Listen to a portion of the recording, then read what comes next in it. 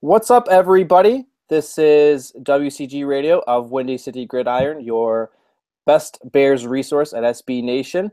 Robert Zaglinski coming back for this new episode. It's been a while, but we kind of wanted to set the table a little bit before the new year. It's going to be a lot of changes. Going to be a lot of I don't know if fun stuff, but a lot of things happening over the next few weeks. I wanted to get something in for a big conversation right before the holiday, right before Christmas, and set that stage, set that table. Today, well, I have a good friend of mine joining me because I haven't spoken to him since, I believe, training camp, right? Sounds about right. Something like training camp. Lorin Cox, he is a pro football focused analyst, and he's the host of the Locked On Bears podcast from the Locked On Network. He's one of the best Bears writers, risers you can find, one of the best resources as well in his own right. And it always feels like a nice little meeting of the minds when I could speak to him. So I figured he'd be perfect for this. So we're going to dive into a lot. So let's just jump right into it.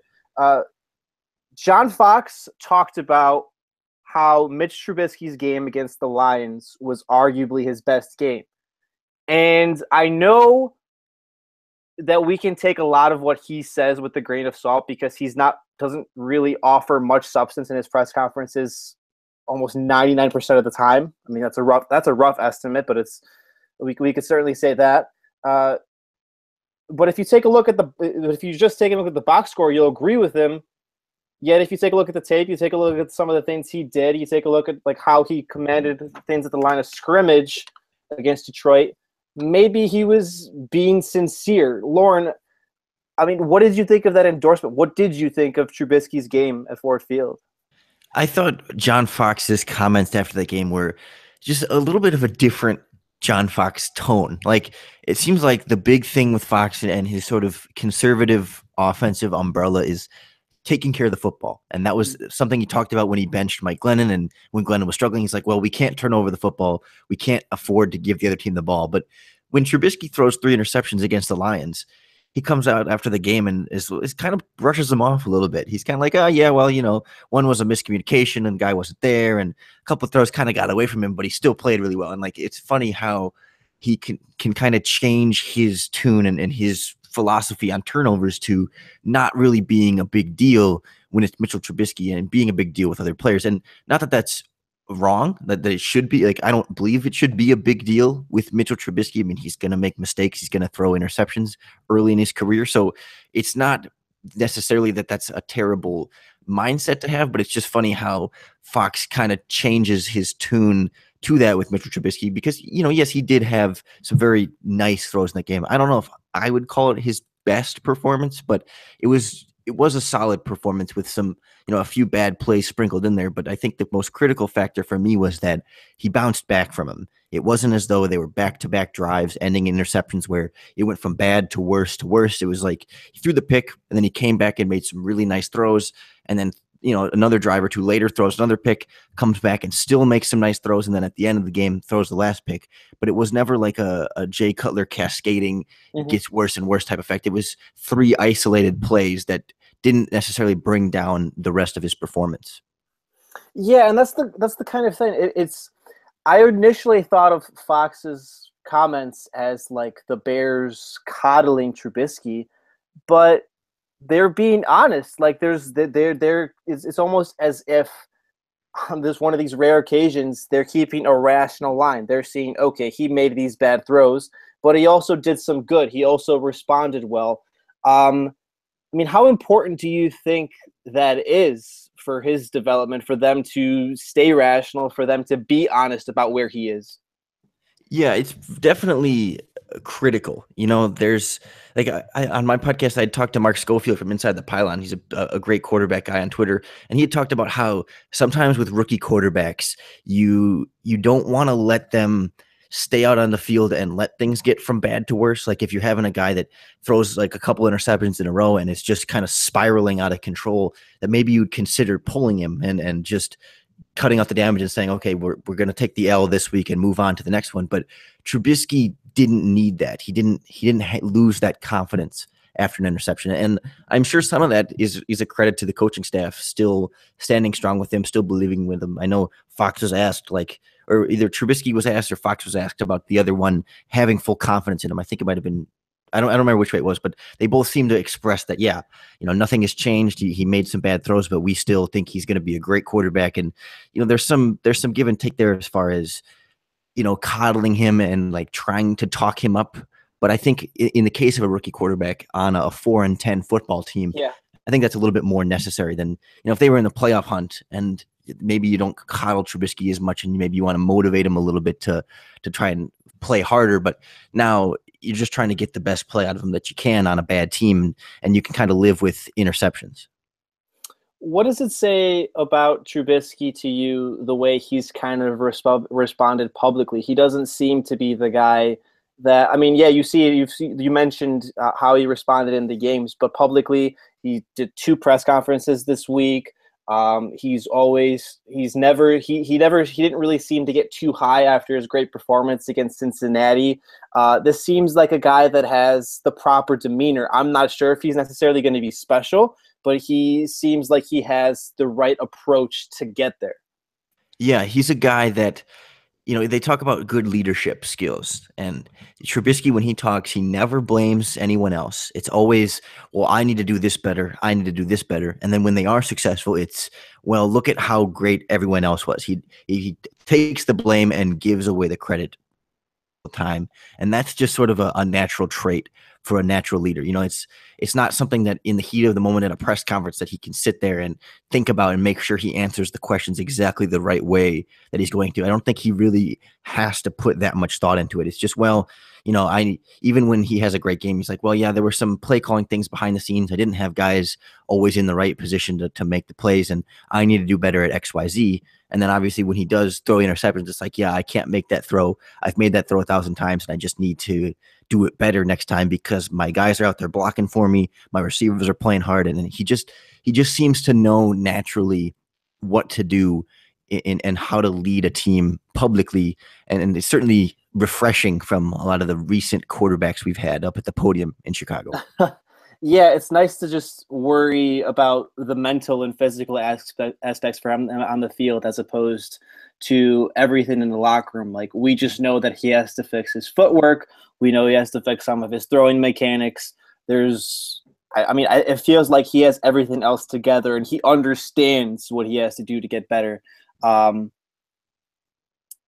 It's new. We haven't really ever experienced this. I think in quite a while, where a Bears quarterback is so well composed. So it's refreshing. I think that's a good descriptor of it. I think that's half the battle too. I think Jay Cutler understood. He understands interceptions bad and that his mechanics were bad, but it's about taking that understanding and then being able to do something about it and to be able to correct it. And it's clear that Trubisky has the first half of that battle. And it seems as though we're seeing steps towards the second half of that battle, and we're seeing progression, but some of that's going to come down to coaching. Some of that's going to come down to, the situations that he's put in. You need to have a good offensive line and good receivers to properly, do your job as a quarterback and not just have to make up for everybody else's. So it is good to see the first half of that battle at least seems to be won. Yeah, that's almost, I think, a testament to him, and I don't want to overpraise him because he's really accomplished nothing, but considering how limited he's been by his coaching staff, I'm sure you agree, correct? Yes, 100%. His very limited supporting cast, how he's still progressing, how he still seems to be getting better each week. I think he deserves a lot of credit for that. I think it would be much better considering if those factors were improved for him, but it's still good to see. It's still good to see. And that light, before we move to the next topic, so off the top of your head, what do you think was his best performance, and what do you think was his worst performance? Boy, that starts so far. Yeah, I do think Detroit was up there, but I mean, I guess it's kind of a gimme to say Cincinnati because that was, I mean, it was against the Cincinnati Bengals, Yeah. but I mean, he was pretty lights out in that game, carved them up pretty regularly, made some nice throws, and just, not that he was necessarily hitting a bunch of tight windows the whole game, but he was able to get a few shots downfield and just seemed to have an offense completely rolling and clicking. And even when they got after him, with the pass rush, he was still able to kind of avoid it and make plays down the field, and just a confident, cool, collected Mitchell Trubisky. And that's not something we've been able to see much this season because of, other offensive ineptitude, offensive line issues, coaching issues, receivers dropping passes, you name it. The Cincinnati Bengals were sort of the cure-all, and that quickly went away. So what was his worst then? That's a good question. That's because we were having this debate, and I'm not really sure because you can make the excuse, I think, for like Philadelphia, but the entire Bears team didn't play well against Philadelphia. So it's like, I don't know. Philadelphia was the one that instantly comes to mind, but none of them have been directly terrible. You know what I mean? Like, right. I think Philly just generally was a terrible situation for any quarterback you're going to throw in there. But I guess if you step back and look at what he did individually, that one, and he wasn't phenomenal in New Orleans, made a couple bad throws down the stretch there too. But again, those are both probably the two toughest opponents the Bears have played all season. So, at some point there's some give and take there. Absolutely. Let's move on to this vaunted, epic, hyped matchup. People have been waiting for this for weeks, Lorin. Bears, the 4-10 Bears against the 0-14 Browns on Christmas Eve. Soldier Field, it's going to be packed. This is no doubt a big national game. Super Bowl contenders matching up. Super Bowl contenders, future Super Bowl 2028 Super Bowl contenders. Maybe not 2017, but 2028, something like that. Do the Bears need to win this game? Do they need to win this game just for their own sense of pride? Like, that's a serious question. Like, because there is a possibility they could be the first win for the Browns this year and the only win for the Browns this year. Do they have to win, Lorin? I mean, half is a strong word there. Do they need to win? I mean, realistically, no. But like, it's a big deal if they don't. Like, it's kind of it's one of those lose-lose situations, because like if you lose, you just lost to the Browns, and if you win, it's like, well, you just beat the Browns. But I don't know. I wonder if this could be the straw that breaks the camel's back in terms of John Fox. I wondered, if a 5-game losing streak wasn't going to take him out, then the only thing that would be losing to the 0-16 Browns if the Bears, or the 0-14 Browns if the Bears completely give up. So that could be at least a potential positive in all that. But I really do think the Browns are going to give the Bears a run for their money here, and the risk of being the first win for the Browns is a lot higher than I think people think. That was my thought too. But if the Bears, in the midst of that 5-game losing streak, I mean, they lost to an Aaron Rodgers-less Brett Hundley team, and I know that team won 3 games anyway but those were against the Bucs and Browns. But that was inexcusable coming off the bye week. They were blown out by Philadelphia. They lost to the 49ers, which now in hindsight doesn't look so bad with Jimmy Garoppolo lighting up, but they still did. That was supposed to be an inferior team. And they had several miscues against the Lions in their first meeting. So if it wasn't going to happen then, if the Bears fall here, I mean, I can't see them moving on from him with 1 week left. Like, they're going to give him that last week. Like, at this point, it's more of the principle. If they're going to stick to their tradition, they're not going to break it with literally 7 days to go.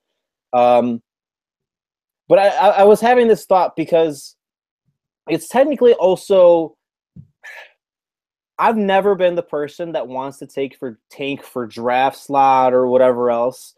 But if they lose to the Browns, on the one hand, it's an emblem of the Fox era, because it'll have been his last opportunity as coach of the Bears, where they were favored in the game. They will have fallen to 0-8. It'll be almost as like the perfect emblem, like the perfect send-offs, as to the failure of his 3-year tenure. And then, I mean, they'll cement themselves or put themselves in better position for a top 5 pick. Ultimately, I see that as a positive. I don't really care though. I'd prefer Mitch Trubisky and a lot of the young guys play well. I hope Adam Shaheen is healthy and ready this weekend. I hope Trubisky has a decent game. Some of the young guys like Eddie Jackson have another quality game. They'll have plenty of opportunity with Deshaun Kaiser just giving the ball away at will. But what are your thoughts on that? Yeah, I think even the bigger thing there is that if the Browns win, it increases the Bears' strength of schedule for tiebreaker situations. I think an 0-16 team in their strength of schedule would be a big one, but you get another win or two in there, it at least brings that up from a 0 and can if they get in a tiebreaker for that 5th, 6th slot, that could be the difference maker that puts them up. But yeah, I mean, that's sort of been the theme once the Bears were eliminated. You just let the young players play, which hasn't happened as much as it should, but let them play and hopefully they play well. And then if they get a win out of it, cool. But if they don't, I know not too many Bears fans are going to lose too much sleep over loss number 10 versus loss number 11 versus loss number 12. So, there's you never want to be the team that loses to the winless team, but there's almost some schadenfreude here of like you almost want to see John Fox fall on that. You know what I mean? Like you almost just like, it's like, well, in any other circumstance, you would never want to be that team. But like, it would just be perfect to say like, yep, cemented in. John Fox lost to the winless Cleveland Browns. Get him out of here. There's no doubt. There's no question. There's no, well, they beat the Bengals decisively. And then, they beat the Browns decisively. Maybe they're not so bad. Well, if they lose that Browns game, it's without a sliver of a doubt for anybody that this guy's got to go. Yeah. The competitive loss might not really. I mean, it's really intriguing to not see that this week. So, just a prediction. Soldier Field will probably have most of its seats sold out. How many people actually show up? Last year, only 39,000 arrived when the Bears played the Redskins on Christmas Eve. So, how many people show up this year? Boy, Here, I'll give you the weather context too. So last year was about like 37, 38, no wind, actually kind of warm. This week or on Sunday rather, it'll be 28 degrees and it's expected to be like 10 to 20 mile per hour winds. I wish I had in front of me. I wish I had in front of me the actual seating of the Bears' 4th preseason game against the Browns, because I would guess it's going to be a similar number. I think that was like 25,000. Here, let me try to quickly Google it. I think that was like 25,000, and if so, that's kind of rough. Hold on, Bears Browns preseason seating. If it comes up, it comes up. If it doesn't, it doesn't. I don't think it did, but if I remember correctly, it was like 25-ish, 26,000. And I'm sure the Bears will sell it up like, oh well, people just they're spending time with family with their holiday for the holidays, blah blah blah blah. No. Well, and of course the ESPN claims attended 60,158, but that's probably, I mean, that wouldn't be that's sold out tickets. That's sold out tickets. That's not actually who arrives though. Like you can easily see who arrives. Like you can count which people use the tickets. So in worse weather, in better weather, 39,000 showed up for last year, and I'm definitely taking the under. You're taking the under, right? Yeah, I was thinking somewhere around 30, maybe 32. Yeah. Should be fun. Lot of people spending time with their holidays watching an awful Bears team. My condolences. The season.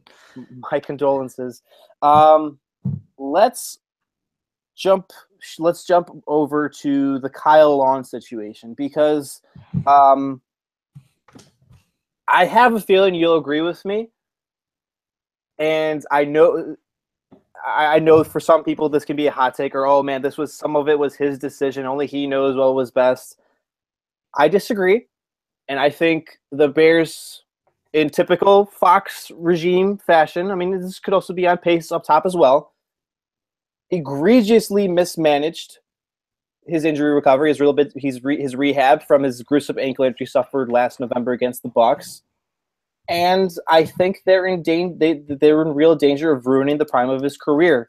I mean, we all saw the updates from his Instagram and his Twitter about the surgeries. He offered a little bit of context on what happened there. Lorin, what do you think?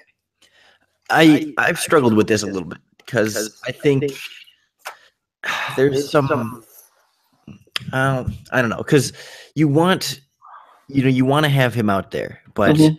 I don't necessarily know if they could tell or could predict that a shoulder injury and perhaps an ankle injury would lead to effects in his neck. And certainly that's not for John Fox to have to predict. That's not for Ryan Pace to have to predict. So if anyone in that specific situation deserves blame, besides Kyle maybe trying too much, would be the team doctors of not potentially foreseeing if a guy isn't properly putting his weight down on his ankle and his shoulder is torn in the labrum, that maybe there could be some connection to a neck issue as well, and not identifying that sooner and doing something about it.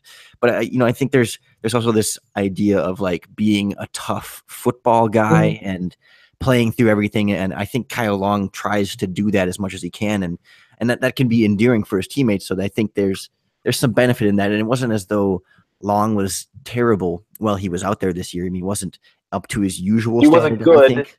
He wasn't good. But he was not terrible by any means. So there's it's a tricky situation because I think John Fox goes into the season trying to make a playoff push, and so you want to have your veteran, highly paid offensive lineman out there, and part of that too is that Eric Kush goes down in the preseason, so you lost a potential, at least serviceable starter caliber depth on the offensive line. So you're stuck to Tom Compton, who's been a career tackle, and Bradley Soule, who's been a career tackle, who've both kind of worked in at guard this year. And even when Long was coming back from the ankle injury early on, Compton wasn't fantastic starting for him at right guard. So the Bears are probably sitting there thinking, we just need like 60% Kyle Long is going to be better than what we've got in terms of depth. So maybe keep pushing him out there, maybe try and get something. But as soon as you go 0-4 under Mike Glennon, or 1-3 under Mike Glennon, and you put your rookie quarterback in, you're kind of accepting the season isn't going to be great. So maybe that's when you shut down Kyle Long. Like it felt like even before Long came back fully healthy, that things were starting to kind of turn that way. And you don't want to give up on the season from a motivation standpoint, but when he doesn't get out there till week 3 and they get that win in week 3, so maybe that's a little bit different. But man, in this type of year, it seems like shutting down Kyle Long early would be a better idea. Yeah, and that's my thing. Like I can't. He's that tough guy. He's the guy that endears himself. You just mentioned it. Like he's. This is his livelihood. That's his job. His job is to be available as a football player. Like he's going to do everything to push himself.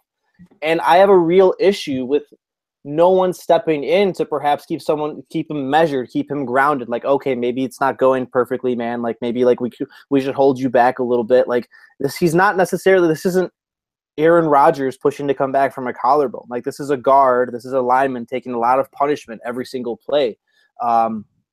I think completely two different circumstances, but somewhat comparable.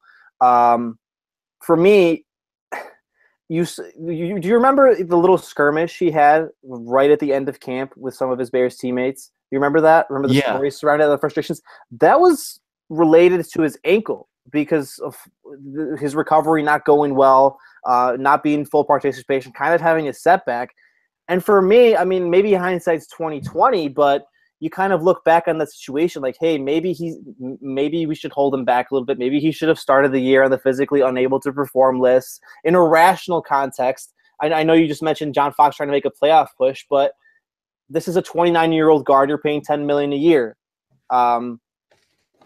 Limiting him, ruining his prime, you're making yet another roster hole you're going to have to fill in the draft or free agency. Instead of having him right, instead of bringing him along properly, it's almost as if they let him and his player ego, that again he is right to have, take over too much. Yeah, like I think if he hadn't missed 8 games last year, I wonder if he wouldn't have been so eager to push it to make it and play this year. Like if he had 4 years of pretty much 15, 16 games, then maybe he'd be more willing to say, okay, I can take this year off. But after missing, half of the season last year after the ankle injury, maybe he's trying to, he was sick of not being able to play last year and sick of sitting on the sideline. So I can see where he wants to push that way. But if you even take hindsight and go even further back, you go back to the offseason, he has the ankle surgery and it goes poorly for him. And then he opts not to have the shoulder surgery. And if he has, I feel like he would have been so much better off if you have the ankle surgery, it doesn't go well, but you still then do the shoulder surgery afterward as soon as that becomes available. And maybe you do miss half of this year or most of this year and you come back and play at the end, but at least then you're set for 2018. But now we're in the same situation, I feel like, as we were last year at this time. Probably worse off. Yeah, he's got worse off, actually. more surgeries to have. Yeah, and I think he has at least 3 surgeries. I mean, so. And I think we were all sitting there last offseason, and when Kyle Long, it was a Brad Big story, I believe, when he was like, Kyle Long had ankle surgery, but he decided not to have shoulder surgery, and we're all sitting here like, what? He's not having surgery, and it's not even a hindsight thing as much there. It's like I feel like most people were genuinely surprised and kind of concerned that he decided to keep playing through that injury, and now we've kind of seen the results of that. Do you think? I mean, the worst part about it is, he's been like the one real good soldier the Bears have had for 5 years. Like the guy he so desperately wants to be on a good team. The closest he's been to a playoff spot was the Randall Cobb 4th down play in his rookie year. That was the closest he's been to a playoff spot. And the worst thing about it is, like, I almost get the feeling that by the time he's able to be himself again, if he's ever going to be able to himself again, like, it'll be too late. Or the Bears will cut ties with him, or because he's ineffective, or he's injury-laden, or he hasn't recovered well. Like, there's almost that fear now. Like, do you think we'll ever see a healthy and good Kyle Long again? I don't know if we'll see him at his best. I think that's probably safe to say, but I think people forget too that he came out of the draft as an older prospect, and he just turned 29, and so next year at this time he's going to be 30, in the wrong side of 30, even only in what will be his 6th NFL season. I mean, that's kind of accelerated in terms of path in the NFL, and this is his prime, and he is nearing the end of that prime. And so yeah, I agree that it'll probably be, if he's ready for next season, he won't be 100% by week 1, and even if he rushes it back early, or if he has to get shut down, he might not be game shape by the time it's time for him to take the field again, and we might not see him be 100% next year, and it might be 2019 when he's going to turn 31 that he is 100% healthy, and then you are outside of the prime there. I mean, I know, like, offensive linemen, the good ones do tend to have pretty long careers because you don't need to be as, cardiovascularly healthy and speed and all that. But it is a shame that we've kind of lost these last couple of years of Long. And there's a few other players in the Bears too that, like, would imagine if we had been able to see like more Mitchell or more Pernell McPhee in his prime on a good defense, or like more Akeem Hicks on a better defense, and a lot of different guys in this team that we've kind of lost some of their good years to a bad team. To Hicks, I mean, for him, he's 27, so at least he's locked up for another 4 years. So maybe he'll see a few playoff appearances. I'm not as concerned about him, but yeah, McPhee actually, if anything, it's a shame his only real 8 productive games came in the very first 8 games of the John Fox era. So, and he was good in those 8 games. He was very good. Yeah. He was dominant. It's just depressing, man. Some of these guys, like, giving their all and not really seeing it come to fruition, if it ever comes to fruition, of course. But another not really depressing note, but kind of a farce. I mean, I think that's fair to say it. Bears Pro Bowl snubs. Listen, a 4-10 team is never going to get much national love, and unfortunately, as much of an individual popularity contest the Pro Bowl can be, it's based on that. It's not always based on the player's performance. It's not always based on how good a guy was. Like, you have to be good and on a good team, or at least on the playoff contender. Can't say that for the Bears. So, and with arguably their best player, not really arguably, I think he is their best player. We just kind of like talked about him, Akeem Hicks. He didn't make the Pro Bowl. He didn't get voted in the initial wave, and he's a fourth alternate. Not even a second or third. He's a 4th alternate. So it's probably going to be unlikely that he plays, barring some injuries and guys stepping out, or a team stacked with Pro Bowlers. I think looking at the roster right now, it's actually really unlikely that he gets to Orlando in late January. Meanwhile, you have guys like Tariq Cohen making as a return specialist. I mean, whatever. That's not really that big of a deal. Kyle Long kind of making it. It was really weird. I mean, Jordan Howard's a second alternate. He might go in, but this crime against Hicks, because I'm going to call it a crime of just being utterly disrespected by this really, really farcical process. I mean, Lorin, how do we see this? Like, I mean, we've known the Pro Bowl has been meaningless for a while, but still. Yeah, part of the problem is how the Pro Bowl like assigns positions as far as like what they call the linebacker and what they call a defensive lineman. Like it kind of, I mean, it's more built for like a 4-3 type of, personnel. Like it's the interior defenders in a 3-4 like this. You kind of get Akeem Hicks kind of gets logged in with like, Geno Atkins and Aaron Donald and those type of guys. And I mean, he plays sometimes a similar role, and I guess more so Donald this year in Los Angeles, but he's right up there, maybe not quite, Aaron Donald level, but he's that next tier down. And you look at even, his 8 sacks this year, not a lot of interior defensive linemen have more sacks than he does. And I know sacks don't tell the whole story for him, especially with the plays he makes against the run. But as far as like defensive linemen that are comparable to him, you got Aaron Donald with I think 11 sacks, yeah. And then Geno Atkins has 9, and Adrian Claymore has 9.5, although he plays a lot more on the edge now. And everyone else has more sacks, are pretty much your traditional edge defenders. Cameron Hayward in there with 10, but Akeem Hicks is right up in there among the top 5-6 defense, like true interior defensive linemen in terms of sacks. And you add on top of that a phenomenal play against the run, where he always makes a great tackle for loss every single game, if not more, and a lot of plays where he just eats a double team to let everybody come over, the linebackers over top to come down and make the play. I mean, he has been by far the Bears' most consistent playmaker.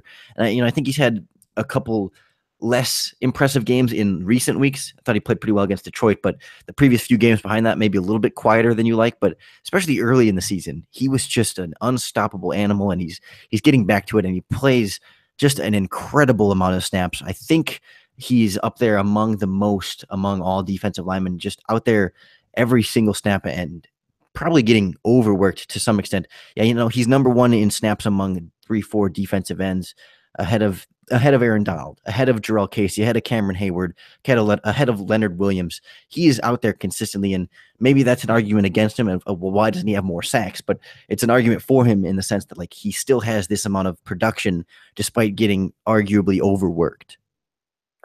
I'm just curious as to. I mean, I can understand the wave. Like Atkins has more of a rep. Like people, I would say probably more people know Geno Atkins. Fletcher Cox is on the NFC's number 1 seed. I mean, I want to understand the argument of keeping them in. I mean, for me, we're obviously biased. Akeem Hicks has been better than at least Atkins. I'm just curious to know who could possibly be the second and third alternates in front of him. Like, is the Bears fan base really that like disengaged? Are coaches and players really not seeing this guy? That, I mean, Akeem Hicks isn't like, he's not the kind of player that like he's good because he sticks out among a pile of crap. Like he's actually good. He's dominant. Like he would be a centerpiece on any team, on any contender, on a contender rather. So I'm just like, I've been trying to figure out who could possibly be ahead of him, and it boggles my mind. It boggles my mind. I mean, I don't know if you have any. Yeah, the problem with this kind of interior defensive line pass rusher position is that you get a few guys that make a big name for themselves, and then regardless of how well they play each season, you're generally going to see the same group of them be at the top of the Pro Bowl list. So like, Aaron Donald, Geno Atkins, and then, now you kind of got that tier of like Kawan Short in Carolina, Fletcher Cox in Philadelphia, obviously Ndamukong Suh in Miami, and then Cameron Hayward, Jarrell Casey, Gerald McCoy, even like Mike Daniels from Green Bay, all these kind of guys that, are they all having better seasons than Akeem Hicks right now? No, but Akeem Hicks is sort of in his first, or I guess second year of being an every down defensive end / defensive tackle who's been productive, but Daniels kind of has this reputation now, and Gerald McCoy has had a long-standing reputation. Ndamukong Suh, you name it. All these guys are the better known guys, so they get the Pro Bowl nod. I'm guessing the alternates ahead of him are some combination of those guys, and even though, like PFF, they track a stat called stops, which are solo defensive tackles that constitute an offensive failure. So it's basically sacks, tackles for loss in the running game, and tackles for short gains in the running game for like 2 or fewer yards. Akeem Hicks leads all defensive linemen with 40. I mean, above everybody else in terms of impact solo tackles made. So, I mean, that's ahead of Aaron Donald. That's ahead of Geno Atkins, every single player in the NFL on the defensive line. So, I mean, there's just this perception versus the reality of the big names versus what Akeem has done.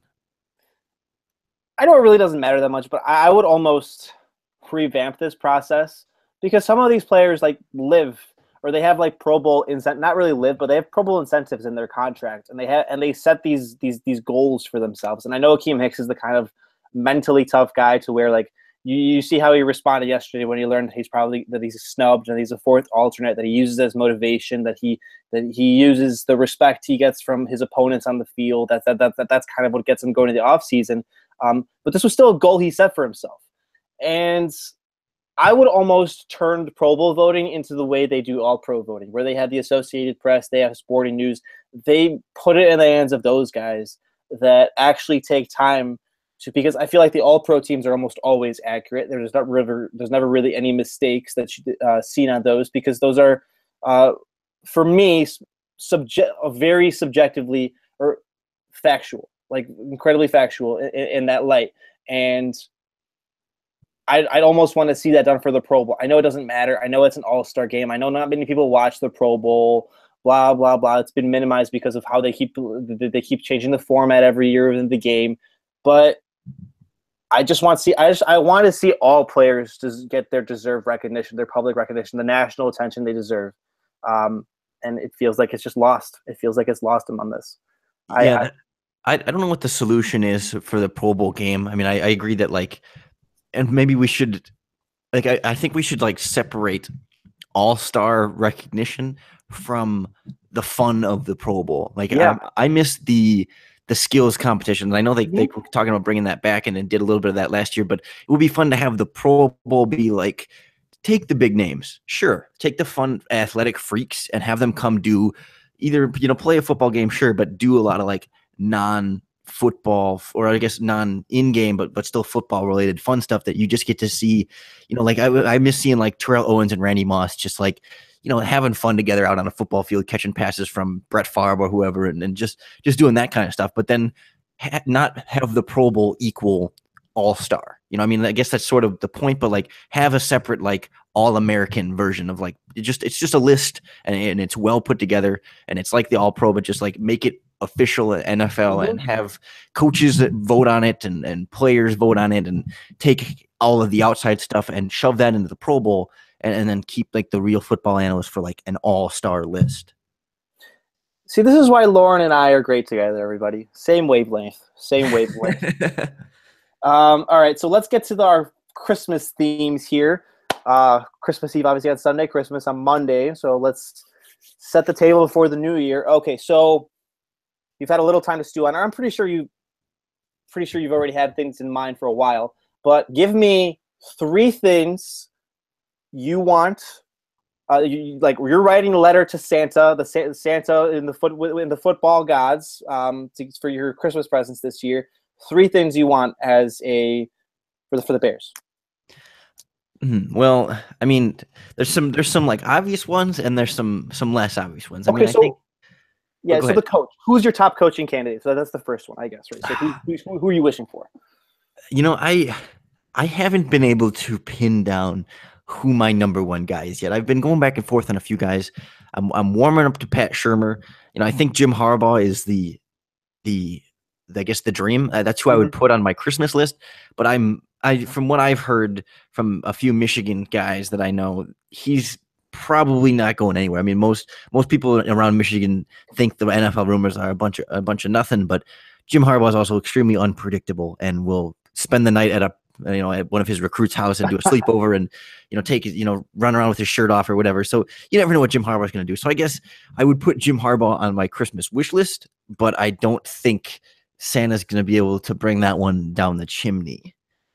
Yes, Santa will probably lose the package in Amazon. Like someone's going to steal it off of your front steps or something. All Put right, him in a cage, like a kennel, and then just leave like him. a kennel, yeah.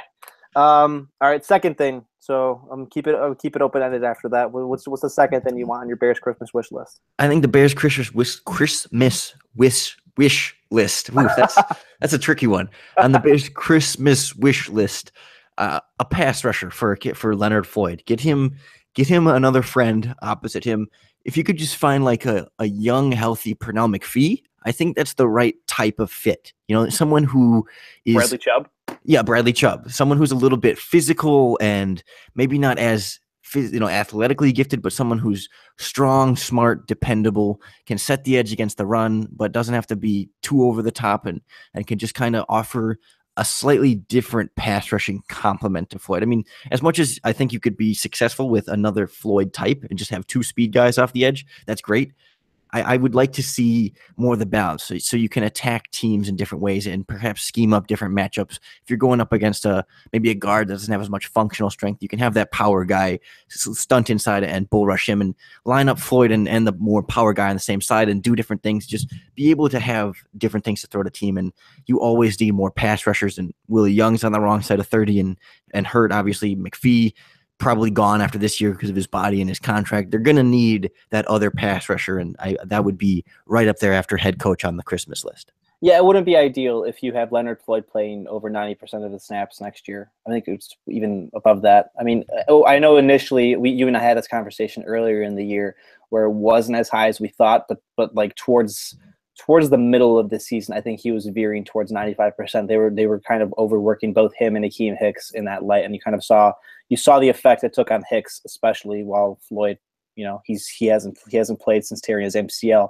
All right, and the final thing, one last thing on your Bears Christmas wish list, and then we're gonna do naughty and nice. I would say on my Bears Christmas wish list, I wish they could find a way to keep Vic Fangio. I still, some people have soured on Vic Fangio this year, and he certainly has not been a perfect defensive coordinator by any means. But I think there's been a lot of moving parts on his defense, and there's been a lot of difficult situations with different guys trying to call the play at linebacker and, getting new cornerbacks involved early in the season and a rookie safety. And now you're getting other safeties in there. And, Akeem Hicks is playing a ridiculous amount of snaps, but you're trying to find other guys opposite him now with Mitch Unrein out, and you haven't had a pass rusher from your outside linebackers. And that's probably the biggest thing I think holding back this defense is that Fangio has always had a great pass rush, and that's made everything else easier. And when he loses his top 3 or 4 guys here with injuries and some inconsistency now with what they do have, it's really tough for this defense to function the way it's supposed to be. And I still think we're seeing a defense that holds they hold the Lions to 20 points, even when that it didn't look great defensively. You still hold them to a winnable margin in most of the Bears games this year. So I think Fangio's still done a good job, and I think there's almost no chance he stays, but I would put that near the top of the wish list as well. Yeah, for my personal stance with Fangio, as I like him as a coach, anytime you see me writing about him or tweeting about him, it's more of the reaction I see of how people perceive him. Like, he's a very good coach, but to put him on this tier of or compare or constantly put him in the under the magnifying glass as this Buddy Ryan type, or in the same tier as Wade Phillips, who's one of the all-time great defensive coordinators, he's not close to that. Like, I would love if the Bears could maintain continuity, finish their defense, get that pass rusher for Floyd, and keep Fangio, somehow keep him the way you said. But I just don't think losing him is that big, is as big as it'll hurt, and probably at least for the next season. But I don't think it's as big as the way many people will dramatize. Like, oh man, they're gonna lose all the progress they've built up. Like, he's good. He's good, not great. I think we can agree on that. Yeah, my main concern is more like the bird in the hand versus 2 in the bush. It's like, we know what Fangio is. He's a consistent defensive coordinator that has the Bears team pretty well prepared and doing enough to win defensively. And so there's always a risk when you lose that of, can you find someone equally good or better? And that it's very likely that they can. But it's an unknown, whereas he is right now a known, and I feel a little bit more safe with that, especially when you're looking at potentially hiring an offensive-minded head coach who's going to focus on Trubisky and all that, and delegate the defense to someone else. I do like the idea of having that question already answered. Unlike the Lovie Smith era where when you're delegating that other side of the ball to somebody else, maybe I feel a little bit scorned after that of the search for an offensive coordinator. We've been used to consistent defense in Chicago for a long time, but we kind of saw Mel Tucker couldn't quite pick up where Lovie Smith left off. It just scars me a little bit that Fangio he's the security blanket right now, and there are more comfortable blankets out there that we could go find, but I like the one that we have. You heard of that, Santa. So Lorin, he's been a good boy, and his Bears Christmas wish list, he wants Jim Harbaugh. I mean, make that happen somehow, I guess. I mean, maybe make him go crazy. Maybe have a change of heart at the last minute. He wants a pass rushing partner for Leonard Floyd, and he wants the Bears to somehow keep Vic Fangio and keep that going, keep the continuity going. So he's been a good boy. Get him his present, Santa. I think he's been a good boy. Right? Lauren? Lou? Lauren?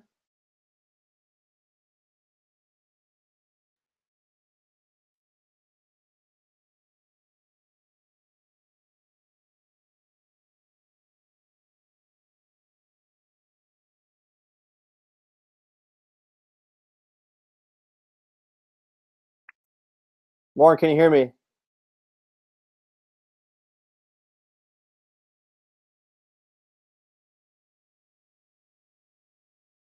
I can't. If you're saying something, I can't hear you.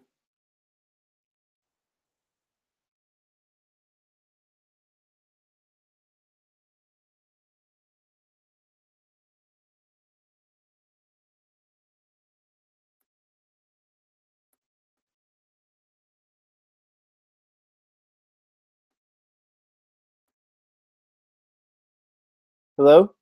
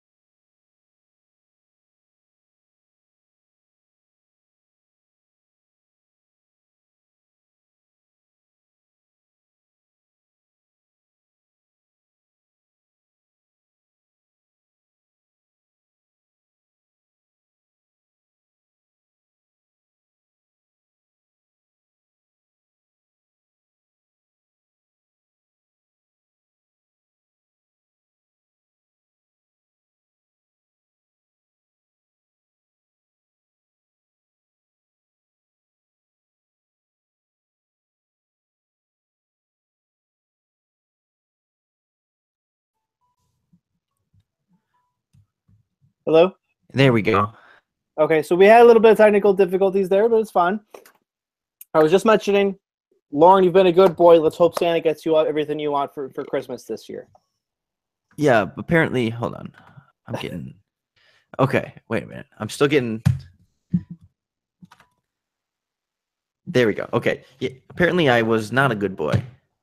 Oh yeah, with your internet dropping out? No, Yeah, that happens. that was the proof right there. So, anyway, moving on. Moving on, yes. Okay, so then finally, let's finish this up with a naughty or nice. I will do two naughty. I think we have enough for two. We have plenty of naughty. And then we'll both do two nice. That'll be more difficult. So first person on your naughty list for the Bears. I don't know if I should take the low hanging fruit or not. So I'll leave the more obvious one, and I will go. I'll go Bobby Massey. I think he hasn't had. You want to see a steps positive in the right direction from what is it now, year 2 to year 3 with him, or year 1 to year 2 with him, and we haven't seen him get better. He's kind of the same old inconsistent right tackle, someone that you continually want to upgrade, and there have been some nice flashes here and there, but you're looking for a better offensive line play across the board, and he is definitely where I would start. Yeah, I'm not gonna take the obvious low hanging fruit either. And I'm gonna go with Deion Sims. Good one. What's that? Yeah. I, Can you hear me? yeah. I said good one. Yeah. I think I had higher expectations. Maybe I shouldn't have had higher expectations for him coming in to the season. I didn't think he'd be like a guy that catches 70 passes or anything, but I thought he'd be a better weapon in the passing game. I thought he would be better as a blocker because he's a blocking tight end. He's been very inconsistent in that regard. And it's kind of been infuriating, especially the past few weeks up until the Cincinnati game, that he was getting more snaps than Adam Shaheen. So I think that was a signing gone wrong, and I think Sims hasn't really lived up to the money he received either. Not that he shouldn't have taken the contract, but that's just that he's been an incredible disappointment. So your first nice person. There's surprisingly more of these to go around than you might think, but I'm going to go Adrian Amos. I know you and I, when we talked in the preseason, we had a debate a little bit about what he and the rest of these safeties would offer in terms of, he and Eddie Jackson and Quentin Dempson. Amos has been just phenomenal this year, covering guys underneath and wrapping up and making the tackle for a very short gain and not allowing many big plays downfield, not missing too many tackles, and really playing a lot in the box, almost as an extra linebacker against the run. And I thought Adrian Amos has done a phenomenal job when he's been healthy, and Chris Brzezinski being on the field in his place has been a very clear drop-off. Yeah, with Amos, it's like I don't think he's a star, and I think you can replace him, but he's certainly proven to be a capable starter. He's had a really good season. I've kind of been surprised by that. As far as a nice for me, I mean, I know he didn't have a great game against Detroit, but overall, Kendall Wright, considering all the circumstances, considering how he's really the only true competent receiver the Bears have right now. He's had a pretty good year. 50 receptions, I think, from what I last saw. He's been a nice security blanket for Mitch Trubisky. He's coming off, he's 2 weeks removed from a 10-reception game. I'd like to see what he would do when he's actually used as a slot receiver, when he's the number 3 option, not the number 1 option, because I think the Bears might have themselves a little bit of a steal here. He's not necessarily a superstar, but I think he's very good, and he's certainly for me, he's lived up to the prove-it deal he got from them. And I will go with my naughty, so you're going to finish up with your naughty. So my second naughty person, again, I don't want to go with a low-hanging fruit, so I gotta pick something creative here. Let me think for a second. You can kind of eliminate just the low-hanging fruits here. John Fox, Dowell Loggins, Mike Glennon. Just kind of cut those out of the loop right now. Yeah, that's who I was thinking. So I'm not gonna pick them because we're closer to the holidays. I think I probably have to go with. Damn, hold on. That's difficult when you get rid of the coaches. When you get rid of, maybe I'm just having to blink. Hold on. I hate that I put myself on the spot by putting like this, but I really need to get this right. This is important. This is Do you critical. want me to go first? No. If you take mine, I swear to God. Well, yeah, that's the thing. I might take yours. I'm guessing you won't, though. If I, you know what, just go first. That was a misfire. That was a misfire. Go ahead. My second naughty would be fullback Mike Burton. Damn it.